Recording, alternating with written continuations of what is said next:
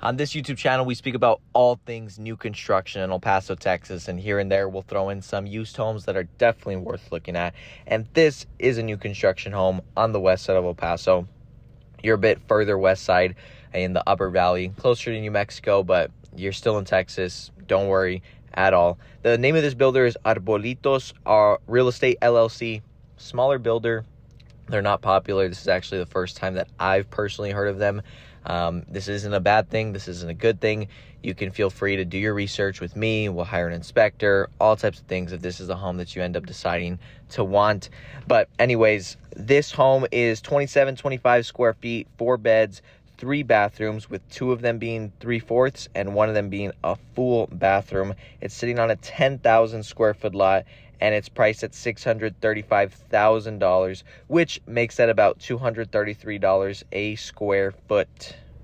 For El Paso, Texas, a 10,000 square foot lot is pretty big. A one-story home, you got to remember, it's going to take up more space on your lot because it's being built on like vertically and horizontally, and not just vertically like a 2-story is.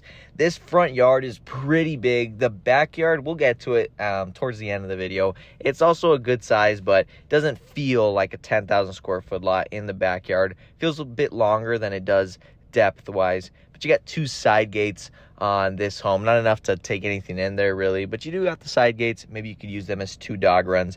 And this home's a bit interesting. It's got the contemporary look to it, modern feel, but the colors they chose are more brown tones, which doesn't quite collaborate with the contemporary feel that you'll usually see. So it's interesting to see what everybody's going to think about this home. I personally like the classy touches of brown and wood accents that they put in there. There are some light fixtures, like for example, the light fixtures out in the garage that I'm not too sure how I feel about them. Not the biggest fan of them. About it. But let's see what you guys think about it. If you're interested in just seeing the primary bedroom, bathroom, and pretty much the nice parts of the house, then just skip towards the end of the video because I'm going to show you the boring parts first. You got this first bathroom right here, Calcutta quartz. Then you got the contemporary beigeish, brown cream, whatever they are, cabinets. They're completely flat, so you need that cabinet hardware that sticks inside of it to open up the cabinets. This shower is pretty good depth. I mean, it's a normal sized bathtub. The niche is long enough so you can fit at least maybe like 4 or 5 soaps right there. And then you have the elongated toilets, which is great. I mean, in a price point like this, you better have those bigger toilets, not the small ones that, you know, nobody can fit on. This particular room right here is a little awkward to me. It felt narrow. It's long, but it just felt narrow. It feels like more of an office, which I would assume you would use it as an office. It looks out into your front yard. Something to note is that all the bedrooms have tile, including the closets, and they're all walk-in or more like step-in closets, so more than enough space for the average, 1 person per bedroom. The wall type, you have the hand texture walls, so it's a lot more smooth, which you would assume in a contemporary style home. This bedroom right here, it felt exactly 10 by 10. A 10 by 10 room, which kind of makes sense because right now you'll see there's other parts of the house that are just a lot bigger, like the primary bedroom, the laundry room, so they prioritize some space in there. Now we're walking from past the front door to the garage. The location of this garage is a little bit interesting. Usually you'll see the garage that connects right into the kitchen, so you get home, you go through the door, you put your groceries in the kitchen, but this one is a hallway, and then behind that hallway is where the kitchen is at.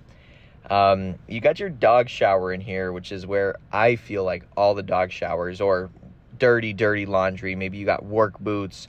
You're working a blue-collar job and you need to spray those work boots down. I feel like that's where all the showers should be. Of course, tankless water heater and water softener prep. The benefit of the tankless water heater is you save energy. You don't risk flooding your house. And hot water does not run out, even though it takes a little bit longer.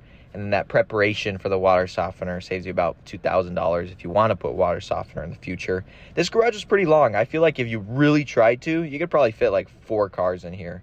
And this little box right here, if you get a flood or like a pipe burst, you can turn off the specific water for primary bathtub, kitchen sink, dishwasher, things like that. The garage motor is connected to your phone, so you can open it from anywhere in an app. And this is your mudroom. So you walk into the garage and you put all your clothes and backpacks or whatever right here. The tile was a little awkward. Kind of felt like bathroom tile. This laundry room was definitely a good size. did not feel claustrophobic inside of it at all. And then you have that extra space in the closet to store soaps. And most importantly, it connects to your primary closet. So the most important part of the house is obviously the primary bed, bath, closet, living and kitchen. And this closet, whenever you need to do laundry, it's a 5-second walk, 1-second walk to your laundry room. And this closet was a good size. I wouldn't say it was an oversized closet for similar homes that I've seen in this price range. But of course, it's how they prioritized the space. This bathroom felt very luxurious. I think it really has to do with the rope lighting. Although the mirrors, I do feel like I wasn't the biggest fan of the mirrors, but then again, I like circular mirrors. And since this is a contemporary home, that's why they're squared off. The height of this shower was pretty cool because you can see through it, right? It's clear glass, but you still have a little bit of privacy, although you'll probably be closing the doors if you're showering in here. The double vanity sink, good amount of space, not the most, but it's because you have this makeup vanity right here that's taking up some space in your bathroom.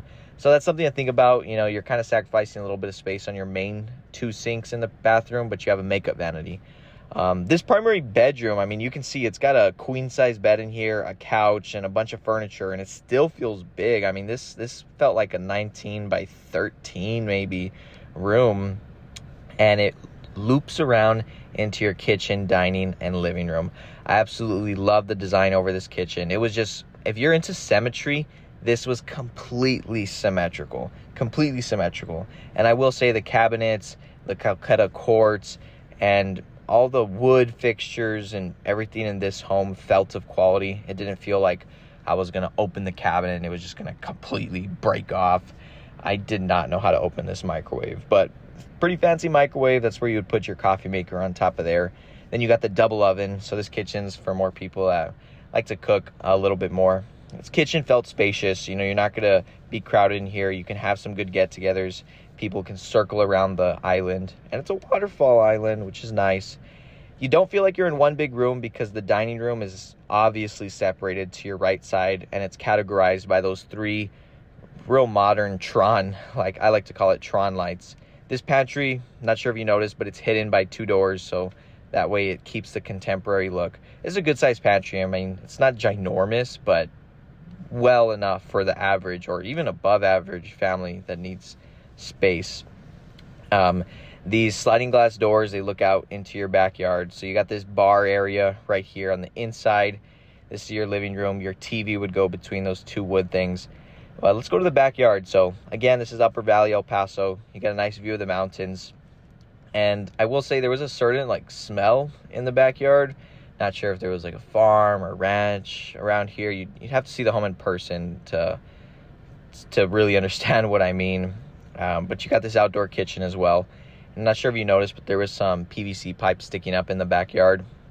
Those PVC pipes, I'm pretty sure it's for the drainage of this home. I'm not exactly sure. And this is nice how this half bath connects to the outside. And I love this sink. It doesn't splash anywhere. It's the perfect sink. But anyways, we're reaching the end of this video. There's tons of homes like this in the Upper Valley part of El Paso.